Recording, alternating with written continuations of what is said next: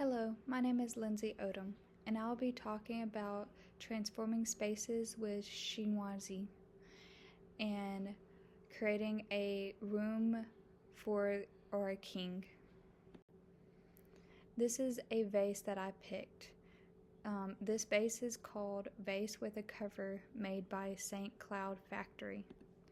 I feel like it would be a great piece to have on a very decorative table, and this vase is influenced from the Baroque period, and the vase is also inspired by Chinese designs.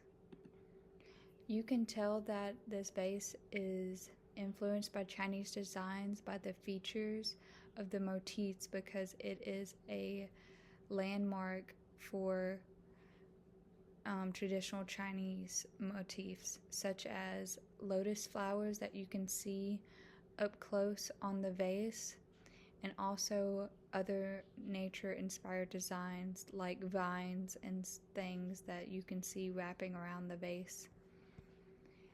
It is also has the color palette of blue and white. This kind of mimics the stylistic of Chinese porcelain that we see a lot. And this vase is made by a soft paste porcelain.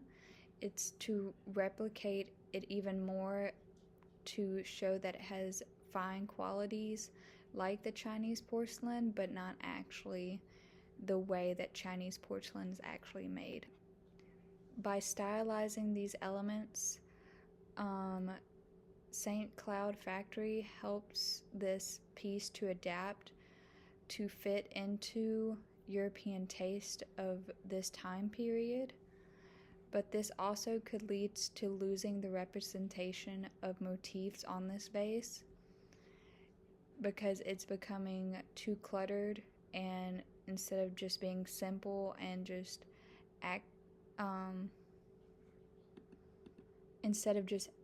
accenting the vase. The subject for this vase is decoration and ceremonial. It is used for display and not as a functional piece. It also shows that this household has wealth, and by having this piece like this in their home. This is a piece of wallpaper that I picked. I feel like it would go great in a bedroom next to a bed, or in like a dining room. But this is the panel of Chinese wallpaper, and the artist is unknown. This wallpaper features scenes depicting landscapes and floral arrangement. You can see that it's like a landscape, like a garden, with a potted like peach tree or blossom tree growing out of this pot. By having this reflects traditional Chinese painting styles, which are natural elements and narrative scenes. And you can see that like these birds are playing, it has a little narrative to it, and this shows another landmark for Chinese art, because it wants to tell kind of a story. And this design was adapted to Western taste by simplification or altering like certain aspects that would appeal more to European buyers. So like brightening up the colors and being more exaggerated in how it's styled, to fit that fashionable taste of this time period, because in China there would be less colorful, more neutral, and this is very vibrant. The subject of this wallpaper revolves around nature and landscapes.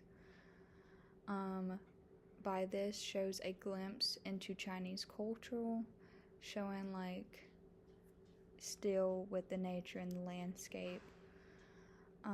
The technique to use to make this wallpaper would have been hand-painted design on paper or like a silk.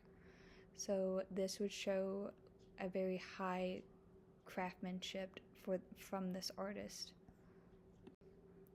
This is the table I picked for like an entryway or like in a sitting room so you can play games.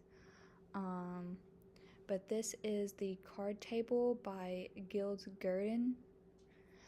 The card table features motifs like bamboo and floral designs, which reflects Chinese aesthetics during the 18th century. If you really look close, there is like a floral design going across the top and the side of this table. And you can also see that Gilles might have altered the motifs a little bit more to fit the European taste. He also incorporates a Rococo stylistic into this piece as well. By him doing this creates a more decorative style that doesn't reflect Chinese aesthetics. The technique that is used is very detailed and curvy by using inlays on mahogany and lacquer. These are the sites that I use to find my pieces and details for my presentation.